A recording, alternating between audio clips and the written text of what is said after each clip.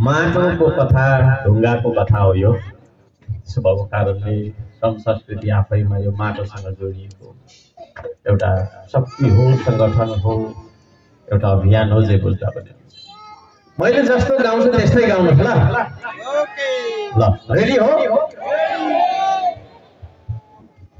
माटो छुँदा मेरो देश,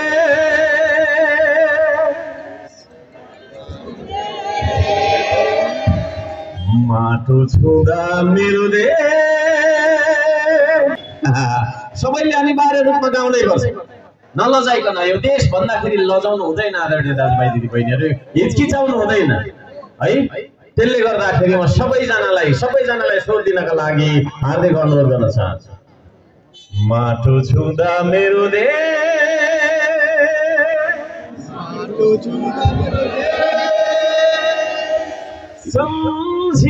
सम्झिरहन्छु सधैँ,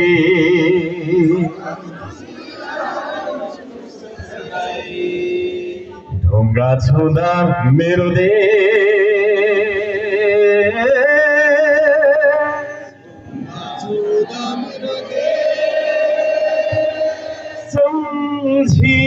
सम्झिरहन्छु सधैँ।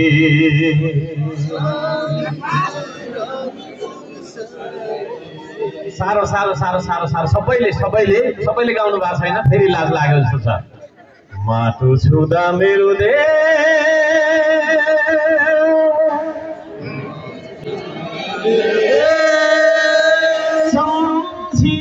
सम्झिरहन्छु सधैँ,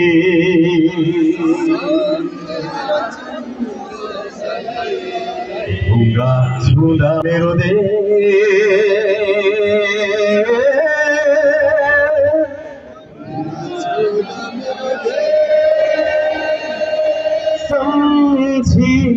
सम्झिरहन्छु सधैँ।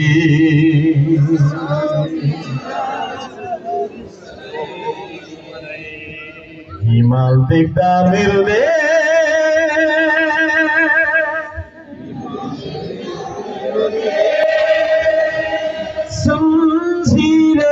सम्झिरहन्छु सधैँ।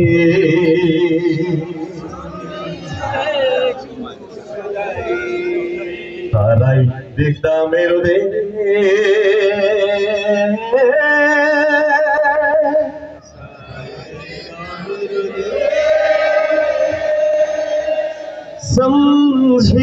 सम्झिरहन्छु सधैँ।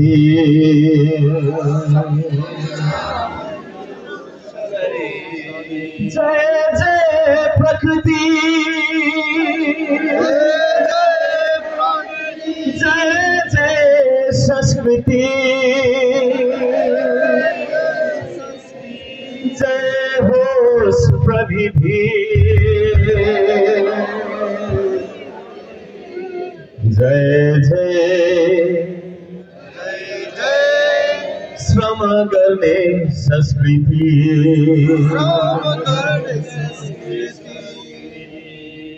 धन्यवाद। सबैजना बसिदिनुहोस्। बस्ने ठाउँ छ भने अब मात्रै मजा आउँछ होला, होइन? अब मात्रै मजा आउँछ होला। ढुङ्गा छुँदा मेरो देश, माटो छुँदा मेरो देश, पानी छुँदा मेरो देश, हावा छुँदा मेरो देश,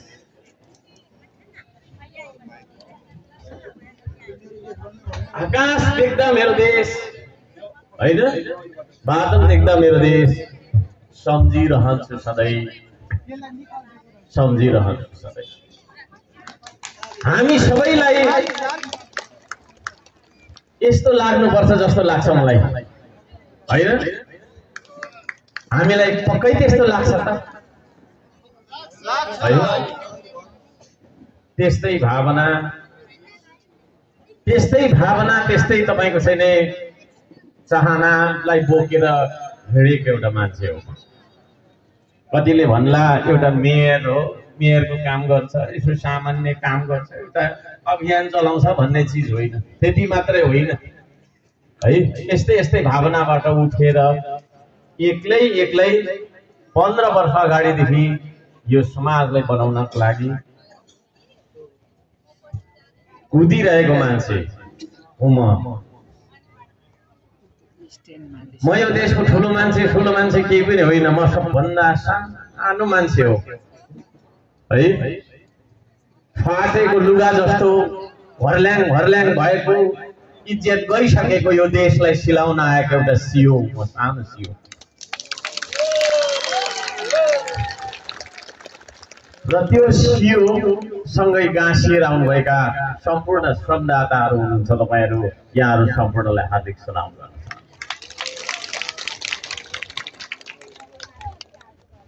यहाँहरू सबैजनालाई हृदयदेखि धन्यवाद दिन चाहन्छु। अब यहाँलाई लागिरहेको होला पार्टी पार्टी पार्टी, यो पार्टी त्यो पार्टी, कति पार्टी वाक्कै दिक्कै लाग्ने गरी पार्टी। त्यसो भएको कारणले गर्दाखेरि मैले एउटा मेरो आलेख जहाँ गए पनि सुनाउने गरेको छु, त्यो मैले यहाँ सुनाउनै पर्ने हुन्छ। कति धेरै पार्टी पार्टी पार्टी कति पार्टी है। श्रमदाता खोज्दै हिँडेको छु म, श्रमदाता खोज्दै हिँडेको छु म, कार्यकर्ता खोजेको होइन मैले। पार्टी जाति धर्म वर्ग र व्यक्तिगत स्वार्थहरूले फुटेको टुक्रा टुक्रा भएको यो समाजलाई जोड्न हिँडेको मान्छे हो म। विभिन्न खालका समस्या, विभिन्न खालका छैन तपाईको छैन विकृति, विसङ्गति, भ्रष्टाचार, अराजकता र विभिन्न खालका विश्वास द्वन्द्वहरूमा हराएको यो देशलाई खोज्न हिँडेको एउटा मान्छे हो। त्यसरी खोज्दै खोज्दै यो देश खोज्दै हिँड्ने क्रममा आज म इटहरीको तरारामा आइपुगेको छु र यहाँहरूसँग मैले भेट्न पाएँ। यहाँहरू सबैजनालाई हार्दिक स्वागत गर्न चाहन्छु। यो कार्यक्रम नेपाली हो ए मेरा आमा बाबा दाजु भाइ दिदी बहिनी भान्जा भान्जी र जेन्जी हो। मलाई देखेर नभाग्नु तपाईँ, मलाई देखेर नभाग्नु, मलाई सुनेर कान नथुन्नु तपाईँ। म तपाईलाई बिउझाउन आएको छु, तपाईलाई उठाउन आएको छु। यो देशका लागि एक ठाउँमा आउनुपर्छ है भन्ने आह्वान लिएर जुटाउन आएको छु। हामी आपसमा लडिरह्यौं, कहिले पार्टीको नाममा लड्यौं, कहिले जातिको नाममा लड्यौं, कहिले धर्मले हामीलाई लडायो, कहिले वर्ग त कहिले व्यक्तिगत स्वार्थले हामीलाई लडायो। हामी एकअर्काको दुश्मन भएर कट्टामार गरिरह्यौं, अकालमा ज्यान गुमाइरह्यौं। तर हाम्रा छिमेकी मुलुकहरू उत्तरतिरको चीनले हामीलाई थोरैमा पनि 150 वर्ष विकास र समृद्धिको दौडमा हामीलाई छोडेर अगाडि गइसक्यो। दक्षिणतर्फको भारतले पनि हामीलाई थोरैमा 80 वर्ष जति विकास र समृद्धिको बाटोमा हामीलाई छोडेर अघि गइसक्यो। त्यसो भएको हुँदाखेरि अब एउटा यस्तो खालको संस्कृति, जुन संस्कृतिले हामीलाई पार्टी जाति धर्म वर्ग विभिन्न बहानाले फुटेको समाजलाई एक ठाउँमा आउने आह्वान गर्छ, त्यो संस्कृति श्रमको संस्कृति लिएर म यहाँहरू समक्षमा आफ्नो दुई चारवटा कुरा राख्नका लागि आएको कुरा म सम्पूर्ण तरारावासी आमा बुवा दाजुभाइ दिदी बहिनी भान्जा भान्जी र जेन्जीहरूलाई निवेदन गर्न चाहन्छु। म तपाईहरुलाई बोलाउन आएको। मैले बारम्बार भन्ने गरेको छु, हर्क साम्पाङले तपाईलाई पढाउन सक्दैन। तपाई आफै जानेछार, धेरै कुरा जान्ने मान्छे, म भन्दा धेरै विद्वान। तर मैले तपाईलाई बोलाउन चाहिँ आएको। किनभने हामी चारजना मान्छे चारैतिर फर्केर बसेर हुँदैन, हामी अब एक ठाउँमा आउनुपर्छ हैन।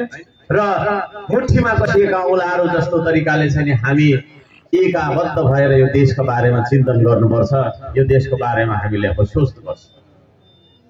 म त्यो अनुरोध गर्न आएको छु।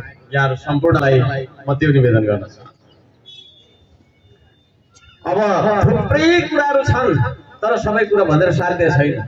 र म यहाँहरूलाई अनुरोध गर्न के चाहन्छु भने हाम्रो श्रम संस्कृतिले गफ होइन काम गर्न सिकाउँछ। काम गर्ने टिम हो, यो गफ गर्ने टिम होइन। त्यसले गर्दाखेरि अन्य तपाईको चाहिँ दलहरूको सभामा सुनेको जस्तो लम्बे तान लामो लामो भाषणहरू भन्दा यहाँनिर हामी योजनाका कुराहरू गर्छौं, काम गरौं भन्ने आह्वानका कुराहरू गर्छौं। थुप्रै कुराहरू छन् भन्नका लागि है। तर भन्नुमा के छ बुझ्नुमा के छ गरेर देखाउनु पर्छ। एकचोटि त्यो पनि भनौँ कि जस्तो लाग्यो मलाई।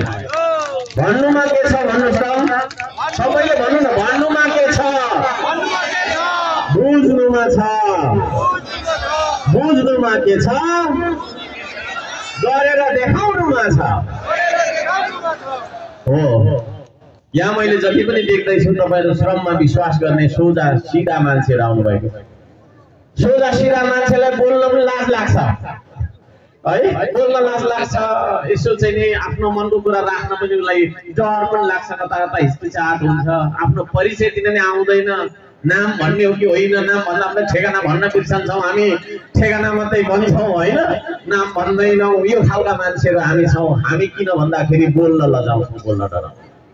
अर्को साम्पाङ एउटा आवाज हो जुन आवाजले तपाईलाई बोल्न सिकाउँछ। वर्षौं पहिलादेखि मेरो अभियानको सार भनेकै मान्छेलाई बोल्न सिकाउने, सहीलाई सही भन्न सिकाउने, गलतलाई गलत भन्न सिकाउने। तर हाम्रो नेपाली समाज कस्तो छ भन्दाखेरि सही कुरा बोल्यो भने रिसाउँछ कि भन्ने डर, रिसाइ पनि हाल्छौ हैन।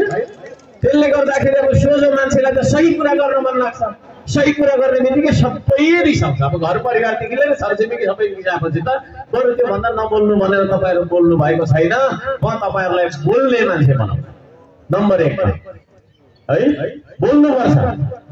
देशका लागि गीत गाउँदाखेरि किन लुक्नु, किन मलाई त बा मैले त गाउन पनि जान्दैन, सुर पनि लाग्दैन, के त्योसँग के मतलब? बोल्नु पर्छ। यो देश बिग्रेको भनेकै, यो देश भ्रष्टाचारमा चुर्लुमा डुबेको भनेकै, बेथीतिर अन्याय अत्याचारमा डुबेको भनेकै सज्जन मान्छे नबोल्ने, फटा बोल्ने भएकोले। कुरा बुझ्नु भयो नि? 1000 जना बस्ने टोलमा, गाउँमा एकजना फटाले शासन गरिराखेको हुन्छ। किनभने 999 जना मान्छे बोल्नै डराउँछ, को लाग्ने त बोल्नु हुँदैन। को बोल्ने त भन्दा त्यो फटा चाहिँ बोलोस्, त्यो बोलोस्। हामी त सज्जन बोल्नु हुँदैन।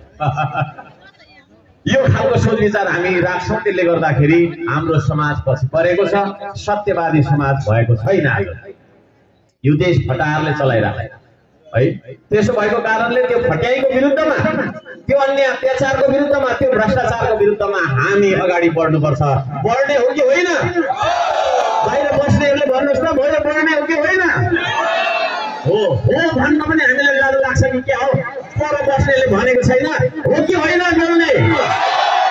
हो, that is the voice of तरारा है। हो, यतिको तरारा बोल्नु पर्यो नि, यतिको तरारा बोल्नु पर्यो कि परेन? यो भन्दा अझै धेरै बोल्नुपर्छ तरारा। काठमाडौँले सुनोस् न, सिंहदरबारले सुनोस् कि